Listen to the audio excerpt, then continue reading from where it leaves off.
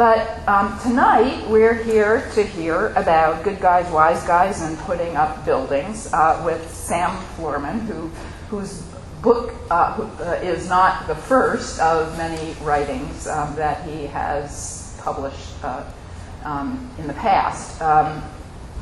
One of particular note, and if I get the title of it correctly, is The Existential Aesthetics of Pleasures of Engineering, which it is used in textbooks or as course reading in many engineering firms. And I haven't had a chance to look at this yet, but it sounds really fascinating. But I think it will be clear just from the title of that book and the title of this one, that these are two ends of a spectrum of thinking about the construction industry. But we like to think about all of those spectrums. And Sam was a little reluctant to just stand up and lecture about this, so he preferred to have a kind of conversation about his more than 50-year career in the building business. And I said, great, we've been studying this historically at the Skyscraper Museum, especially with the Empire State Building and the construction firm of Starrett Brothers and Eakin. And I'm going to show you in a minute the job cost book of Paul Starrett and Andrew Eakin and how they estimated the cost of buildings so expertly that they were actually able to make money in the construction industry, which is not an easy thing to do. So I'm going to ask Sam questions, which are basically an outline of his book, which is a kind of a biographical meandering from his early years and attraction to building in the Seabees, in the Navy, and then some projects that he's worked on. And we will get up to one of the present-day skyscrapers that his firm is working on, which is Kreisler, Borg, Florman, well-known construction firm that's built on all scales in this metropolitan region. But one of the most conspicuous of the downtown towers, which is the Frank Gehry building, 76 stories of skyscraper residential housing that is a new landmark in lower Manhattan. And he's also built here in Battery Park City, the marina and residential building. So there are a lot of buildings to tell stories about, but I thought we might kind of sort of draw out your introduction into the industry, into the building industry, and then just let you sort of wax poetic as we go. So shall I let you start waxing poetic, or do you want me to ask you a specific question? Well, it was a bit of a shock when my publisher, because of the existential pleasures of engineering, which took him by surprise and sold a lot of books, which to a publisher, I guess, is the indication of maybe its worth or importance. But he sort of said, well, what you've done now, you've written a memoir. And I hadn't intended to write a memoir. I was just writing what has happened, what life has been like in the construction industry, which if you read about it in the news or you read it about it where it's been studied, is the most corrupt, the most dangerous, the most dramatic, the most crime-infiltrated of all the industries that there are. And how I got into it, sort of a left-wing, Upper West Side Manhattanite, ended up going into the Navy, the Seabees, which were the construction battalions, at the very end of World War II, and then saying, hey, this is great, and making a living in New York. It's been interesting, it's been exciting, and since I write as a sideline, as a hobby, as an avocation, I decided to write about this personal experience. My family struck out all the personal or overly personal. If you want to hear about my 5 granddaughters, I'm going to write. I'll have to write something in the future. So anyhow, I've written about what it was like, and I got interested as I went along. Well, the book is very personal, and it names a lot of names of people who are familiar or not familiar, but it's also a primer about the building business, so that if somebody was interested in going into the field and really didn't know anything about it, there are a lot of things that you could learn from the book. So I'm going to ask the audience, do people actually know what general contractors do here? How many of you feel like you really know what general contractors do? Just general. Okay, not everybody. All right, so why don't you explain this kind of primer? What really does a general contractor do, and how does he make money, and how does he get jobs? Well, a general contractor, in the historical way, and as it was when I first went into the field, will build. You're the owner. You want something built, an office building, or you want a hospital, you want a university building. You hire an architect.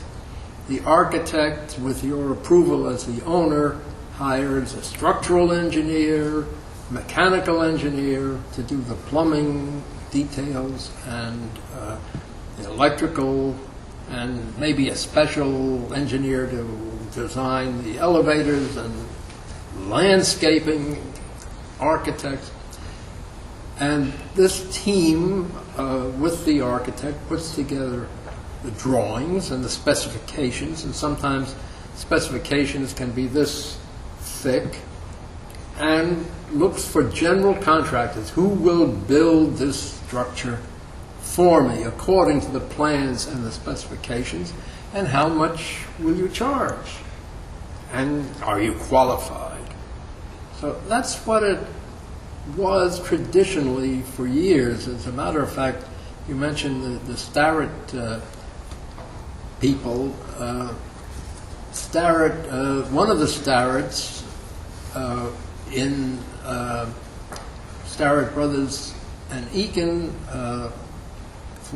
went on to build the Empire State Building. One of his brothers, with Thompson Starrett, built many of the great buildings in this nation. And I worked for Thompson Starrett in their waning years. But the people at Thompson Starrett and at Starrett Brothers and Eakin used to say, we don't subcontract our work. We hire our own masons, we hire our own carpenters, we rent our excavation equipment, we do everything ourselves.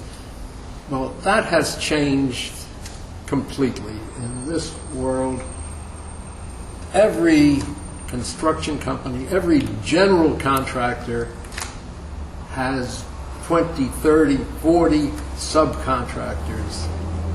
The plumbing and the carpentry and the excavation and the concrete work, these are all separate subcontractors. And that's the way it has been for a number of years. Maybe 20-odd years ago, particularly in New York and other cities, the land became expensive, and the money became expensive, and time was critical. So you wanted to get started, and instead of hiring a general contractor, because it was too early for anybody to say this is the price and compete on the basis of price, you would hire the same company, the same people. It would be called a construction manager to represent you, and you would negotiate not on an overall price, but on a fee. You wanted a construction manager to represent you, but the fee had to be competitive. and sometimes you would ask for a guarantee of certain parts of the work, or when the plans were complete, then you get a guarantee on the price. So there are now all sorts of arrangements. When you see that Tishman, for example, is building some enormous building, and I looked up under the 400 biggest contractors in the country under engineering news records schedules, and I don't even find their name. I called up engineering news records. I said, what is this? Oh, well, you will find them under construction management. They don't guarantee their price. And Bechtel, for example, will do, I don't know, so many billions of dollars of guaranteed work and so many billions of dollars of construction management work. And there are all sorts of different arrangements today. Now, in your firm, why don't you tell us how you became a partner in your firm, and then the kind of work that was your bread and butter, and then the role that you played in the firm? Well, I worked for a company in Venezuela for part of a year. This is after coming out of the Navy and the Seabees. And then I worked for the Thompson Starrett Company, one of the grand old companies, and people used to tell the story of how they built the Waldorf Astoria. Woolworth Building. Woolworth Building. It was I won't call it the dying years, the waning years of the old line companies, and the ownership changed, and the people were... Anyhow, those of us who were young at that time saw it was sort of drifting into obscurity, and after 5 years I said, I'd better get... We all said we'd better get out of here. What years were those? 53 or thereabouts. And so I said, well, okay, I'm going to get a job with a hotshot up to the minute. And there was a fellow by the name of Joe Blitz who had worked for Tishman, started his own business, was really a dynamo, aggressive, and he had people financing him. And he hired me because I was young and cheap, and he hired one other estimator, project manager, because he was old and cheap. But he was a great teacher, and we built out on Long Island schools, and then finally some apartment houses in New York for the New York City Housing Authority. But after 2 years, when I asked him for a raise, and he told me that I hadn't taken any risks, and anyhow, I decided this was not the future. And I went out and I met two young fellows who had started a business in Westchester, Kreisler and Borg. And after spending some time with them, working for them, I joined with them, and we became partners. And we were in Westchester, and Borg had worked on heavy construction in his previous employment. And he said, there's a niche here for small heavy construction jobs, because there's a little repair work on a bridge or small. We did work for a consumers union to hold up the ceiling of a sagging ceiling in a building, things that. But we were in Westchester, and that work was few and far between, really. It was a niche, but it was a small niche, and in Westchester in those days it would be building schools. In addition to that, we had a little company that built pools, And then after we built a couple of temples and synagogues, one of our guys had a school, shuls, and pools. And so that's what we did for the better part of 5 years, and until every community in Westchester had a school. And we suddenly, hey, this is not the world of the future, and we drifted to New York, and in New York we found people who were interested in housing, subsidized housing, which some we bid on, but then some we met different organizations, labor unions and good nonprofit organizations who wanted to build subsidized housing. We were able to negotiate, so we built a lot of that. And then I don't know, Reagan administration came along, no more subsidized housing, and we had to start doing work for developers. And somehow we bounced from this to that to the other thing, and here we are. Don't ask me where we'll be tomorrow. Well, as a little sidebar to that, I wanted to bring our artifact out from the archive and talk about the estimator and really how you get a job, how you compete for a job. Because this 3-ring binder notebook here, I'm open to the page, is the job cost book that we got from the successor firm of Sterrett Brothers and Eakin, which at the time was HRH Construction. It still has the name HRH, but it's had a succession of other owners. It's been sold from one company to the other. And this was the book that belonged to A.J. Eakin, who is of the third partner of Sterrett Brothers and Eakin, Paul Sterrett, Bill Sterrett, and Andrew Eakin, who built the Empire State Building, 40 Wall Street, many important skyscrapers in New York. And this is, as it says in the cover sheet, the George A. Fuller Company job cost book. You see page by page of a format generally that has then added with the individual items for costing. And it says, note, the long forms of the various trades numbered from the Fuller Company cost book. The short forms are taken from Mr. Paul Sterrett's book. So here's the page for the Fuller Building, which is, of course, the Flatiron Building, and how much it cost, and how much everything cost. And each one of these pages is a different building, generally a different skyscraper. The buildings are by type. The New York Times Tower, which is in the exhibition over there, the tower that's in the center of Times Square, is one of these pages as well. Well, let me tell you how much the Flatiron Building cost to complete in 1903.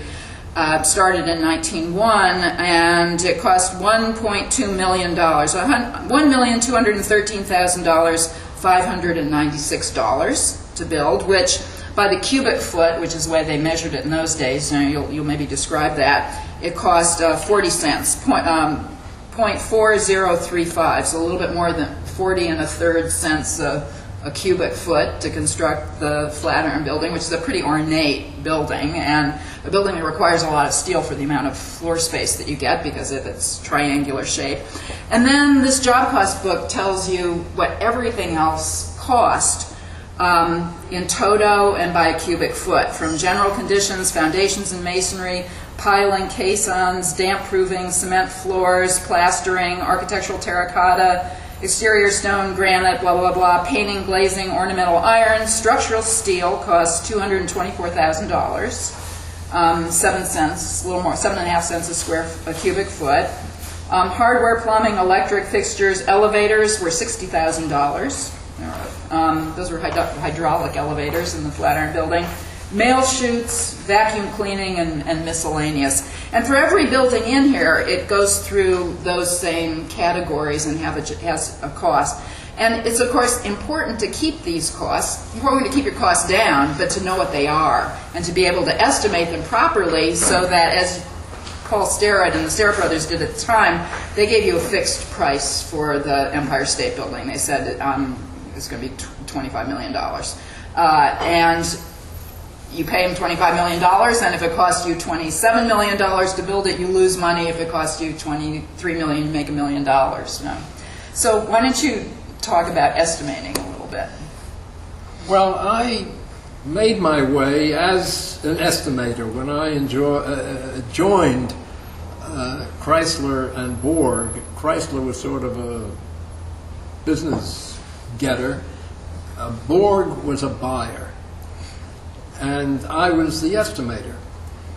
And I could sit in a room with Bob Borg and a subcontractor, and the subcontractor wanted $100,000 for the masonry, and Bob was offering him $85,000, and they'd argue back and forth, and I would get, I won't say ill, but this was not my thing.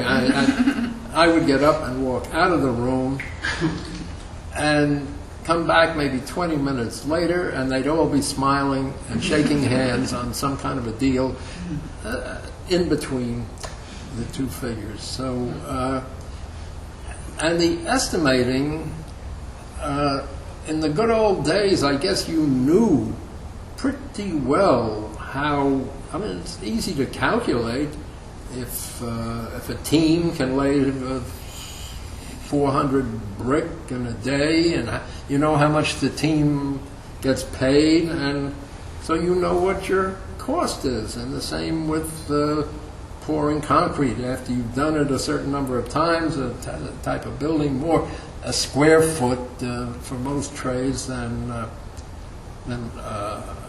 others. And I used to know, and for subcontracting, I used to know 20 cents for asphalt tile a square foot, 40 cents for higher grades, 60 cents for $1 for the fanciest. But using subcontractors, the competition between the subcontractors and I have one old estimating book in the office, and it tells you how to calculate all of these costs. And then there's one schedule. It's 10% higher or lower, 20% higher or lower, 30%, 40%, depending on the economy of the moment, or how many men are available at a particular time, and how much work is going on. So the precise calculation was only a beginning. And on the day of bidding, hysteria reigns. All the subcontractors are calling in, or you're calling them. We used to have everybody in the office on the telephones. And then as the bids came in, you try to evaluate them. Sometimes you could make a deal with a subcontractor. All right, if we get the job, you get the job for such a price, but don't give anybody else that price. And then, as I say, hysteria, and you would send somebody to the site. This is for public works, for a school, for example, where they're opening the bids, and you would call on the telephone, or just 5-10 minutes before the bids were due, and okay, what do we do? And then, well, how much better can we buy? This fellow says 100,000, but I know we can get it for 95, or this one for 90. And it's a little hysterical, and okay, that's the price, and the bids go in, and 10 minutes later you get a call. You didn't get it. Well, shucks, you did. Well, then now it's real history. How low were we? If you left money on the table, you were much lower than everybody else. That was double hysteria. And now, if it's a private job, it can be very, very different, where the owner takes the bids. Thank you very much. Then the owner, who knows whom, and who is respected, and who do they trust, and they call people in for to get your ideas on maybe how the plans can be improved. And the owner, if it's a private owner, is under no obligation to give the low bidder, the initial low bidder, the price. So it's been interesting, and books like this, it's good in a museum. That's really that's really where they belong today. So how hard is it to make money as a general contractor? I know that Paul Starrett, who wrote an autobiography, complained that the builders always got the tiniest little bit of the profit, and the developer, the building owner, had an enormous profit. And of course, they felt very tempted and eventually submitted to the temptation of investing in the buildings that they were constructing, because they wanted to see a little bit more of the piece of the action, which is a fatal flaw of builders. And I know that you mentioned in the book that you succumbed to that for a brief moment too. But in boom years, like with the Starretts in the late 1920s, they saw a lot of speculative building with investors who would put their earnest money of 10% down and put $100,000 down, put $10,000 down on $100,000, get bonds for $1 million project, and have just a little tiny bit of money leveraged against what could conceivably be very great profit. And that was so mouth-watering to the Starretts, who were always on their percentages, that in late 1930 they began to, or late 1929 they began to invest in skyscrapers themselves. And of course they lost their shirts along with everybody else when the stock market crashed. Well, it hasn't changed. We've been tempted, and we've left a little money in jobs that we had an opportunity, and we made a little money, and that seemed nice. And then we built a building right here in Battery Park City. Somehow we got from Battery Park City the rights to develop one of the sites, and we brought in real estate people investing, and we invested with them. And this was 1980 something, I don't know. You know, the market has collapsed in 2008, but it's collapsed a few times in between. And we had this beautiful building looking at the Empire, at the Statue of Liberty, and everything gorgeous, and we were going to sell to Wall Street people. Well, suddenly there were no Wall Street people who could afford to buy these apartments, and we had a partnership with some real estate families, and they had a great idea. One of the older sons went to Hong Kong to hold an auction, and because he was going to sell to Asians. Well, we had an auction there, we had an auction here, and we lost money. So we made a little money, we lost a little money, and but happily that was not, or maybe unhappily, I mean, some people had obviously made fortunes. And my friends, they see our sign, Kreisler, Borg, Florman. Borg was a great one for signs. And he'd have our big orange or red and white sign up on the building. And so friends would look at that, and they would think I'm a tycoon and should treat them for dinner or whatever it is. But so I always had to explain, look, we hope it's successful, we hope that the owner makes money, but we're hired help, really. We're professionals, but we don't own any portion of this. And as contractors, as I say in the very first introductory chapter, next to restaurants, construction is the most hazardous business that there is in this country. The statistics are amazing. People go into business and a large percentage go out within the first 2 years, within the first 4 years, by 10 years practically nobody left who started. And By hazardous, you mean economically, yes, not physically, no, right? No, okay.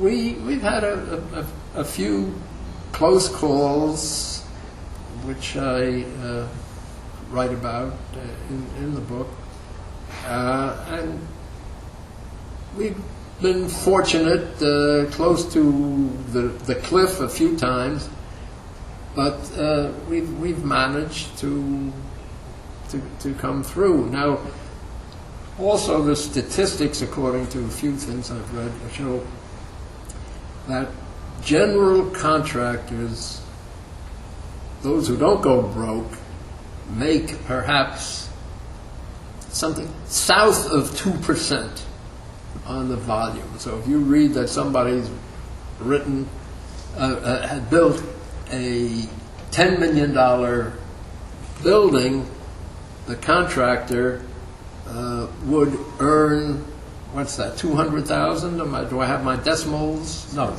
or Yes. 2 million. What did I say? 200,000. Yeah, 200,000. Which would be, if everything worked perfectly, the gross profit.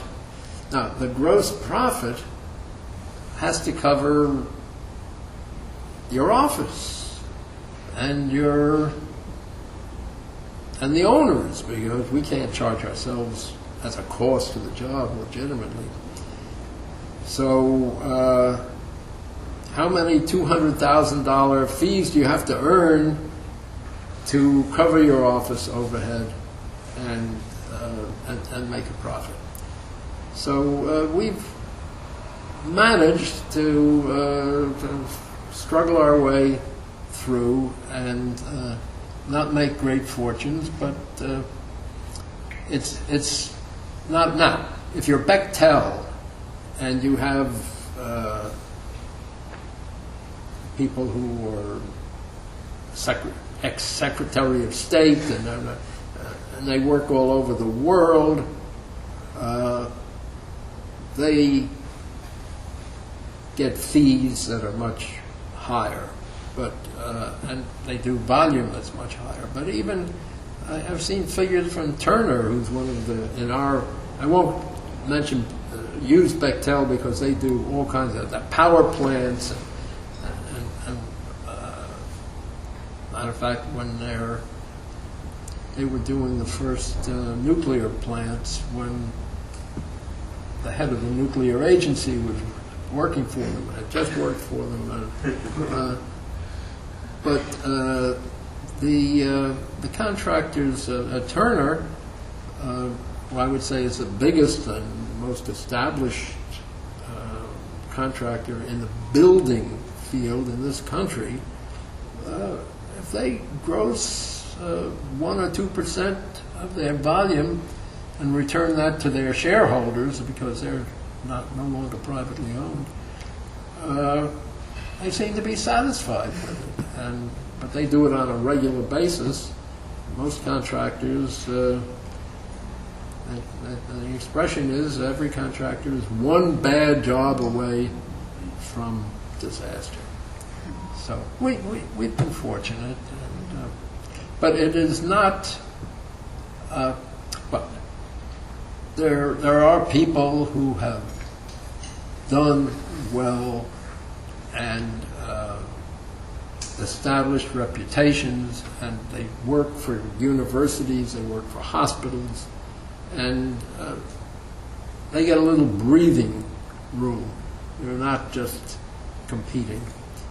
It's not an easy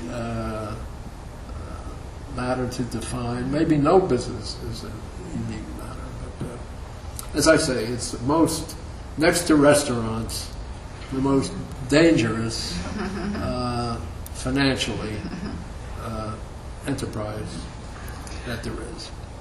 I want to give the audience a chance to ask you questions, but since this is the Skyscraper Museum, I'd like you to explain if there's a difference of kind in the problem of building tall buildings, skyscrapers, and other building types.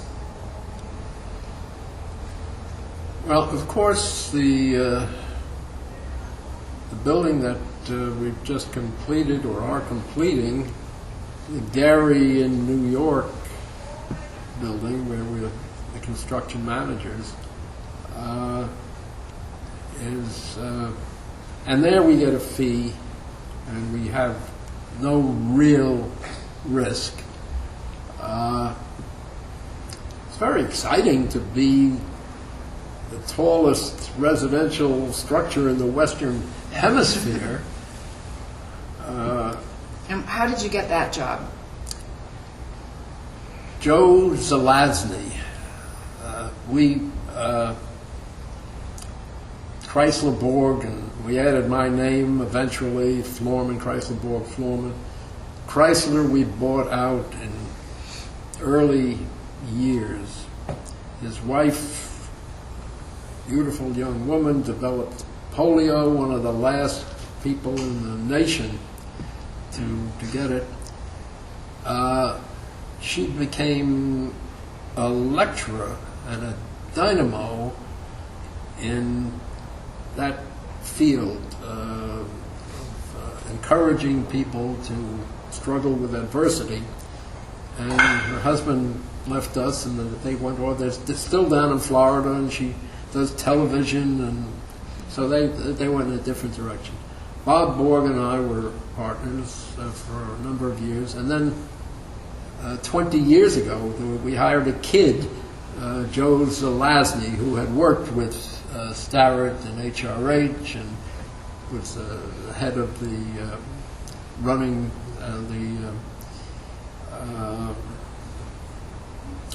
the convention center.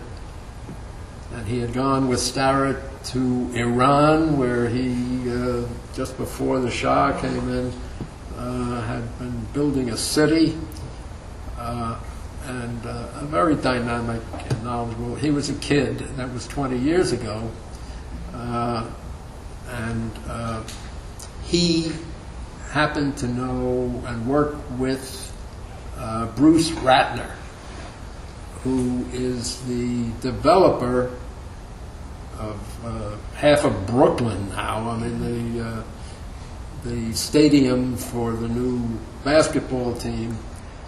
Moving the basketball team to Brooklyn, and he is the developer of this building in Manhattan. And Joe knew him from days where there were experimental projects. Mr. Romney's father, who was a Mitt Romney's father? Mitt Romney's father was the head of an automotive company, and then he went with one of the administrations, and he headed Operation Breakthrough, which was an experiment in using factories to build housing. And Ratner was swept up in this. To this moment, he swears he's going to rebuild the Brooklyn project, with, sure. with factory-built housing. Maybe yes, maybe no. But anyhow, and he looked around, Bruce Ratner, and Tishman was busy, and Bovis was busy, and also apparently indicted. He must have known about to be indicted. Anyhow, and we had some good people, and so we were hired to do that building. And yeah, I'm assuming that most people know what the Gary Tower is, right? Over by the Brooklyn Bridge, a stainless steel sculptural monument. certainly from the outside appears to be an extraordinarily unconventional structure, and it does use stainless steel with lots of different modules for the curtain wall. So the computer allows for this kind of specialization of the creation of the curtain wall. Yes. So it would appear to be an enormously complicated building. Do you want to tell us about that? Well, it was in competition for the best. What's the prize that the? I think the Council on Tall Buildings and Urban Habitats, the high-rise award. And it was nominated. This is a year or two ago, as the superior high-rise building in the Western Hemisphere, in competition, I think, with Every other building of that year. Yeah. But then there are 4 other buildings from different parts of the world that are in competition for the grand prize. And Gary thought we were going to win, and some of our people went out there to the dinner, and the prize, as I said earlier this evening, and I think rightly so, went to another building, because this was a beautiful building and architecturally very striking, but in other ways a very ordinary building, whereas the prize winner used green concepts of environmental durability and cost and help to the environment. So we didn't win the super prize, but it's been exciting.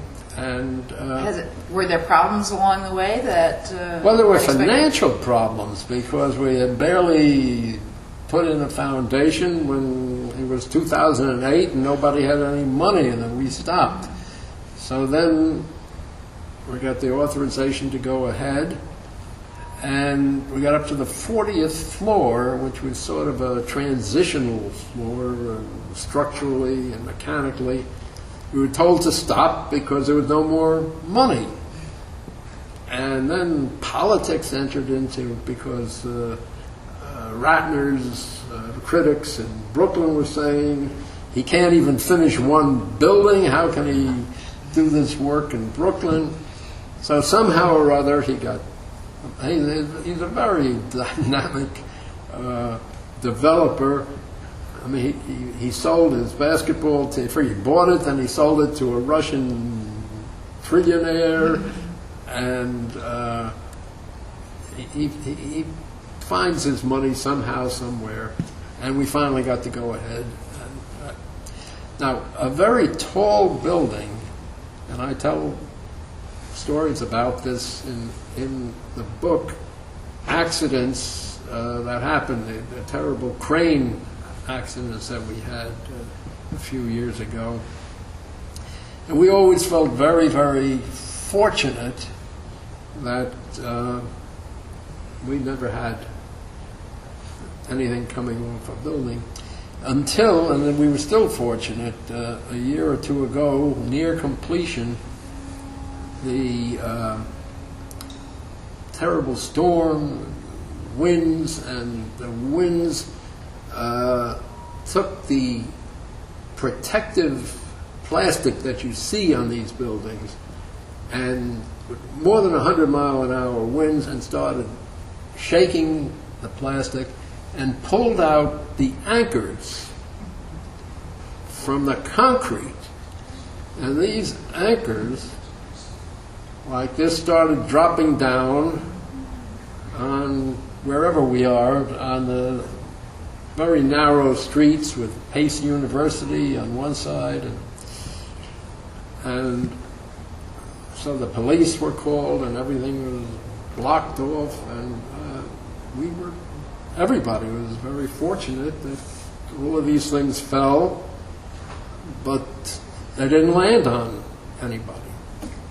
Other builders have had weird things.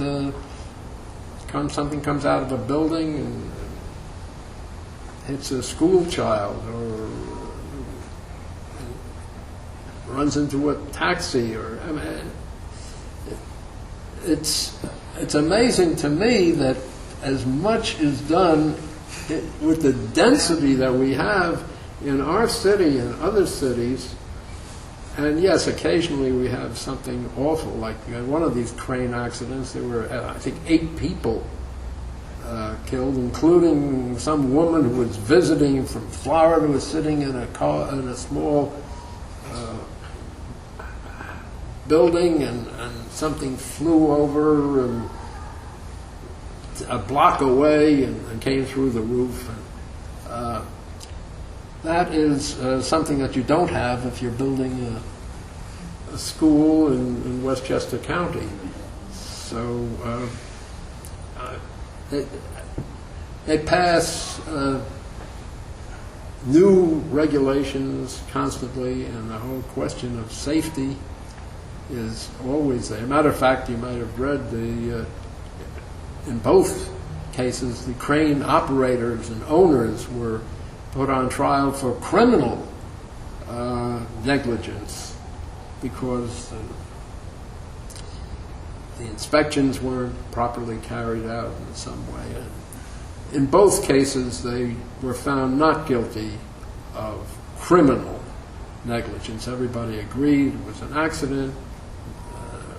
Some mistakes were made, but it was not criminal negligence. But I assure you that the other lawsuits will be going on for years concerning liability of one kind or another. So that's been an excitement that I don't care for, but and we've had interesting times building not high rise, but apartments in the in East New York and other low-income places. We had one project that was built, sponsored by a black church, and we finished it, and a Hispanic group moved into the project. And riots were pending, and they were there for the better part of 2 months. And then we were finally told, we had finished the building and gotten a certificate of occupancy, but finally the politicians decided that the people had to be removed, and it was up to the contractor to make a complaint to the police. So, but in the meantime, happily, I will say that the politics, we've had almost, you see Occupy, Wall Street, we're always on the brink of some kind of disaster, but I have found with minority workers and minority housing occupants, somehow the politicians and the labor unions and banking sponsors, somehow people worked things out, and the Hispanics were taken out by the police, but when the building was occupied, there was a certain percentage of Hispanics in there that wouldn't have been there in the first place. So we've had adventures in that area. And when you have a yellow school bus come up, as we had in the 80s particularly, and a group comes piling out, minority workers, if we don't work, nobody works. And with weapons, we've been fortunate, but I think proactive. We worked with the different communities, and I think managed very well. Took in actually community representatives. Some contractors represented them. We were happy to have community representatives work for us. And as a matter of fact, we sent some of them to school, and in that way, I think, have been very successful. Can I offer you the opportunity to ask your own questions? Yes, my friend. The Gary building is so striking until you look at the base. And the base, which is the school, is so very different. How did that come about? Well, the community was against the building, but the community needed a school. So a deal was made to put in a school, and there's also a floor, a hospital floor, above the school. Now, architecturally, they solved it. I don't know how the owner and Gary and the education, Department of Education resolved this, but architecturally, that's what it is. Now, some people say, well, that's fine, it's school, it's different. But some people feel that aesthetically it's weird. Yeah. I haven't heard it called weird, but it's not successful. Perhaps I don't really know what to say. How it could have been. You certainly couldn't use the same aluminum fluting and whatnot around the base. And maybe just say, all right, this is it, it's a school, it's brick, and the fancy stuff goes above it. I'm not an architect.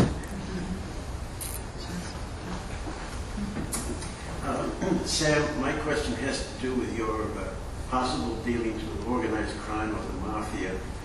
I think some of us remember the movie with... what's his name? Back to School. Yeah. Where the teacher is explaining the course of doing business, and Rodney Dangerfield says, "No, that's not all. You're leaving out a lot of things." And he began to list all the payoffs that had to be made along the way, and then he ended up with saying something like, "And you know, some of those construction people, they're not exactly the Boy Scouts." And the teacher upbraided him and said, "We not deal with the Mafia."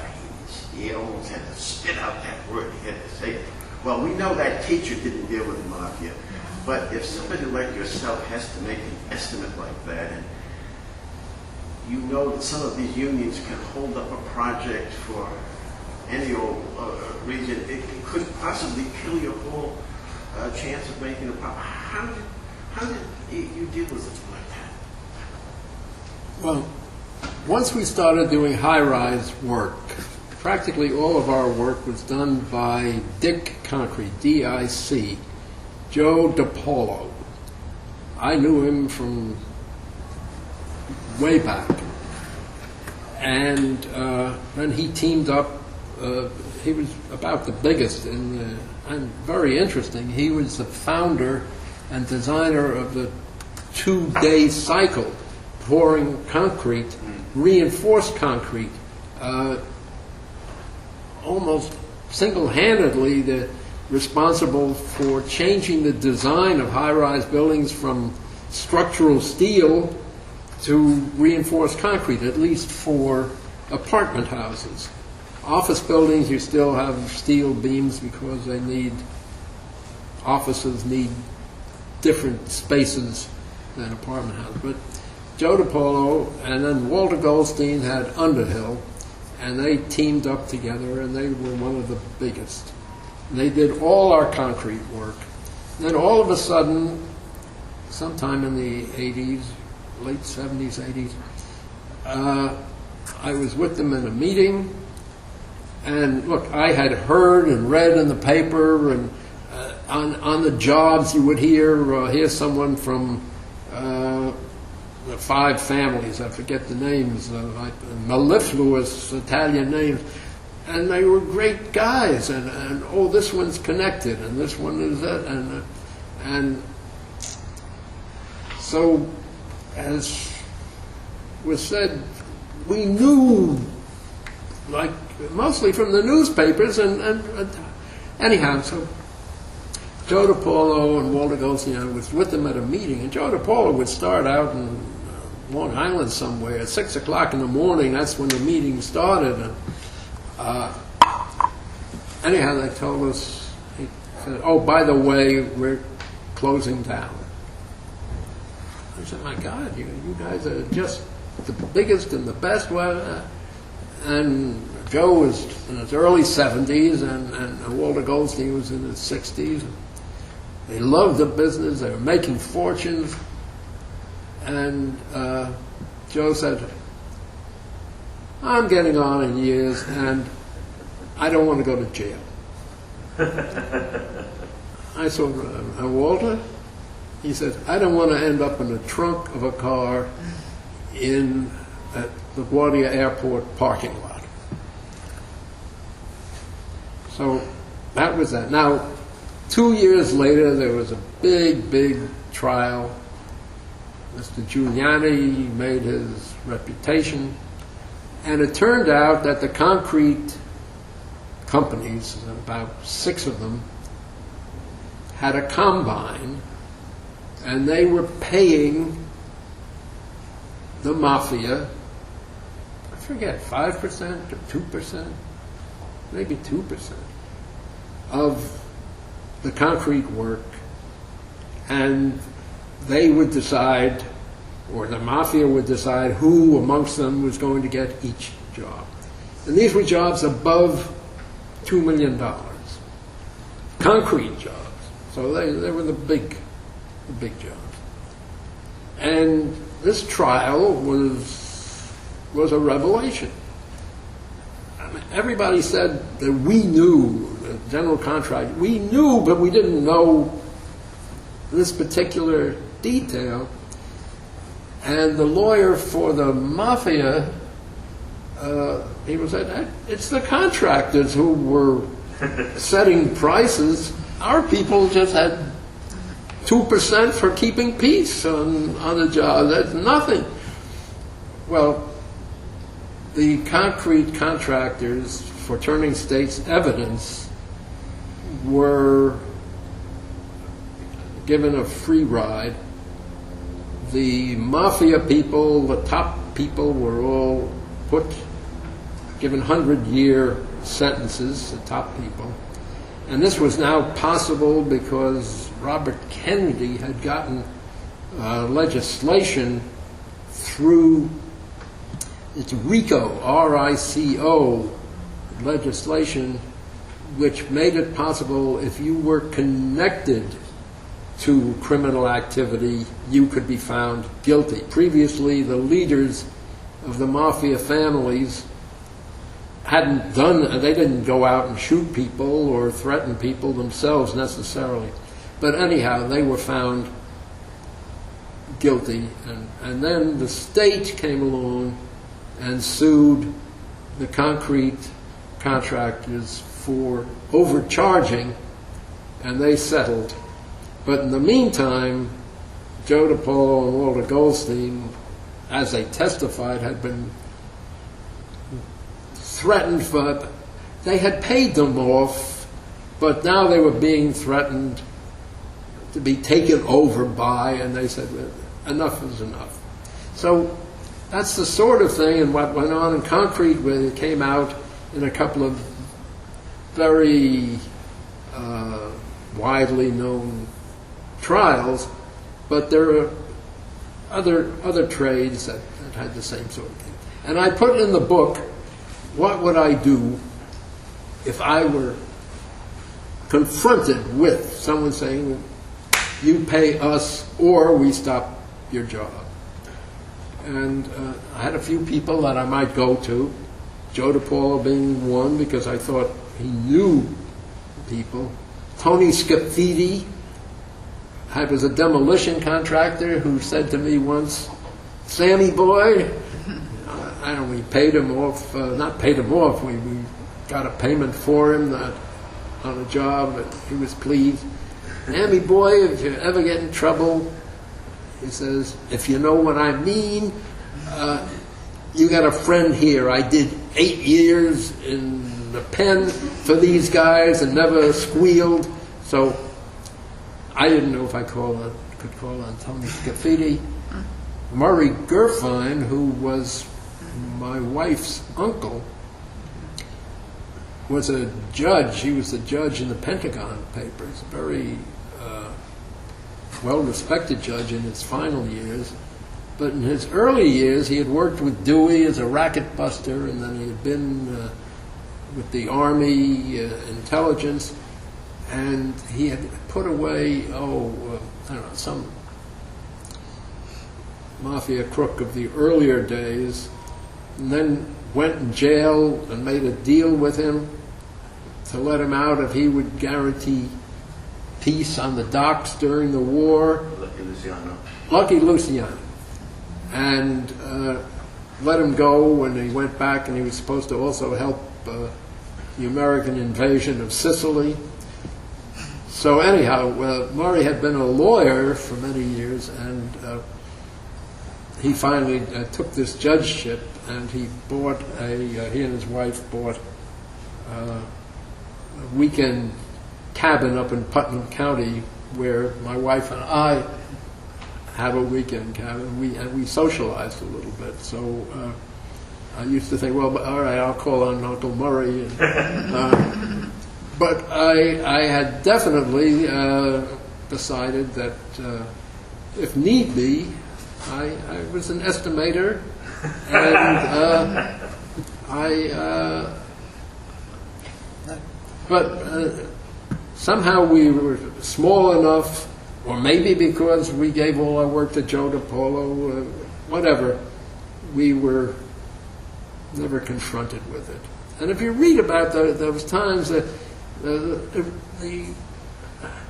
investigators or DAs, they were frustrated. They said, all of these developers and contractors know that bad things are going on, but they say they don't know specifics. And it was true. So what can I say?